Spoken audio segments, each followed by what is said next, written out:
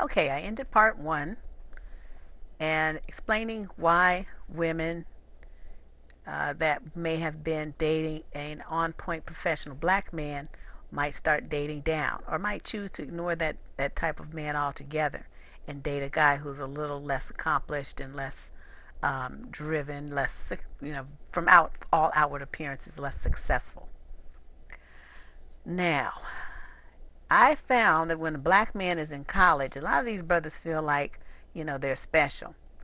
After all, the ratio of black women graduating from college is estimated to be at least 2 to 1 over black men. I've read stats that says as much as 4 to 1. But wherever it is, it's at least double. So it's great that these brothers are in college. Don't get me wrong. I'm proud of all of them because I know how hard it is. But these progressive brothers make a major error in judgment, and they assume that black women should be paying them all sorts of homage and giving them their full attention. They're shocked when the progressive sister puts them on NIGNORE and focuses instead on her studies and graduating with a 4.0. And instead of thinking that maybe this sister is serious about her studies, these guys attribute the lack of interaction with females that they figure on their level to them being progressive. They don't want to say that there's something wrong with them. They'd rather say it's something wrong with the woman, and she doesn't recognize that, he's going to be somebody big and special when he finishes school. Now, something that I think young men need to understand, and older men too, that got ignored during that phase of their life, even though, this girl may be she's putting off getting involved with men until she graduates. She wants to get herself established too. But you guys think that because you have time to date and socialize that black women should be there like Johnny on the spot. But you're not a priority in her world. And many of you guys seem to have a really hard time accepting that fact. So then you threaten that you're going to go to non-black women. You think that's the answer. And I'm trying to understand, I've been thinking about this for months, where the notion that you are so almighty important that women need to put aside their goal to be bothered with your shit comes from. Women have goals and men are not always a part of them. Understand that. You guys seem to think that you're the most important thing in the world, and because you're in college or you own property that women owe you or something. If you want a woman to love you, you better remember that the more emotionally fulfilling the relationship is for her, the better everything else in the relationship will be, including sex. It's not all about you. Because there's this horrible double standard with this attitude.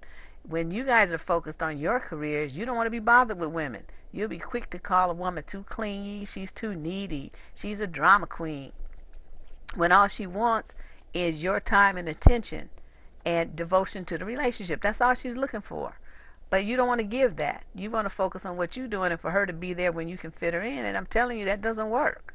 So, you guys see a woman as a mere accessory to your existence. And I believe, like I said earlier, that that's a major contributor to breakups and divorce. These men with this attitude want to have sex, grunt and get up and go back to your life. And you fully expect women to be content to being relegated to a corner of your life and meeting your needs while her emotional needs for intimacy are totally ignored.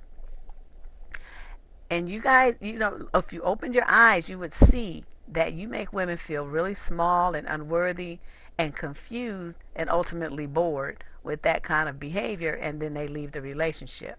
Because when a woman does all the giving, all the work in the relationship to keep it going, her self-image and her confidence and her pride in herself bottoms out, and she ends up feeling like nothing.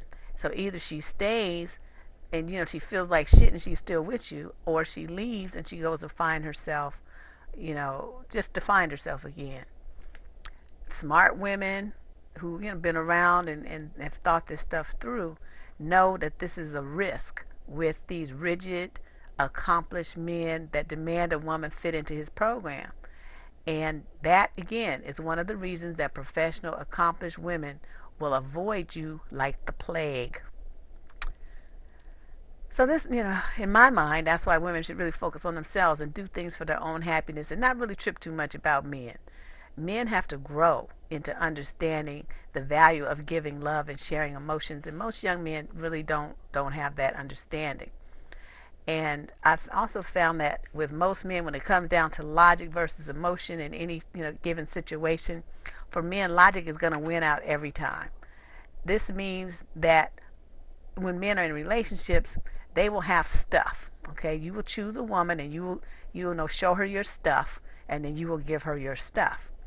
And the woman responds to your stuff giving with an emotional response, because she's not going to give you stuff back. That's not how women show love. She's going to give you her love, and she's going to give you her affection. She's going to share her body with you, and she's going to provide you with comfort and emotional security. So you guys will think that she's giving you that love and affection and comfort because you've given her stuff. But you don't really understand that that's not what motivates women to give love. Women don't love based on stuff. And because men can't connect the dots here, you guys keep giving stuff, and you keep expecting women to give you love and affection and comfort when you're not giving her love, affection, and comfort back. So women, in essence, have to train men how to love. And some women don't feel like it. They just don't want to do that. They want you to figure it out by yourself. But it's also interesting to me to see how when a woman does focus her time and energy on her own goals and puts her personal life aside, she's labeled. She's labeled unfeminine. She's undesirable. And she's compared negatively, rather, to foreign women that, quote, know their role. And because she hasn't picked you to give her love to, you guys want to get upset and throw a tantrum like a toddler. Now, we all know nice guys that have the women, and we know players that got played. So the theory that you guys got rejected because women like jerks and players, that's not true, and you know it. That's easily shot down. But there are a lot of damaged people in the dating world, and people that have had to deal with rejection, depression, loneliness, and having their heart broken over and over. Some of these people have very strained or non-existent relationship with their parents, or at least the opposite sex parents. And I think a lot of that rejection and anger results in low self-esteem and a drive to act out their frustration against the opposite sex. So I think that's why there's a lot of black men online ranting and raving about what women do wrong, because these guys are really angry at their mothers for one reason or another. But the bottom line for women is this: men in general are self-centered and insensitive and kind of shallow. Men go by how things look, and they don't really seek substance until they're much older. I'd say in late 30s, to early 40s. Men tend to do things that benefit themselves first, before their wife, before their children, before anyone.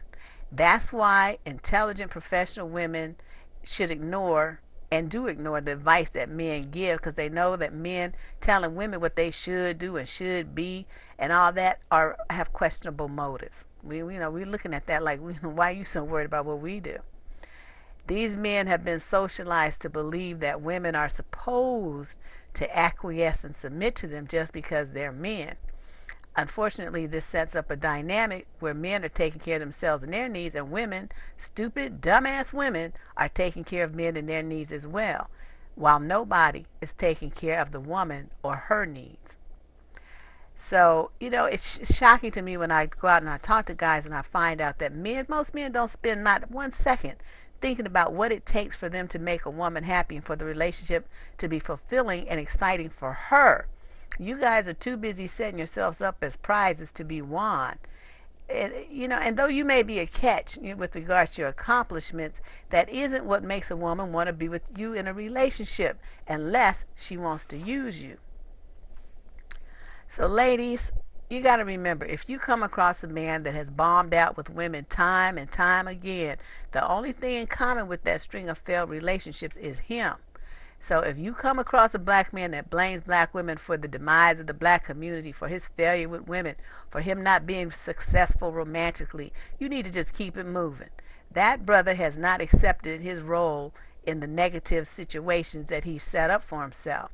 And since you are not a shrink, it's not your job to fix him. Because blaming and negativity go hand in hand, and negative people always blame other people for their failures. And remember this, women, If a man truly loves you, he'll claim you pretty quickly. He'll want you to be by his side, in his bed, in his life, in his arms. He wants you off the market. And that man, to that man, you have value. He will cherish you, and he makes sure that your needs are taken care of. He'll listen to you and adjust his behavior if it's making you unhappy. Women, you really need to stop settling and selling yourself short. You're chasing after men that don't want you. You're wasting your time on men that aren't worth your feminine energy and that really don't deserve your love. My name is Deborrah Cooper. I'm the advice columnist on AskHeartbeat.com, and I write and blog on survivingdating.com as well. I welcome your comments to this movie.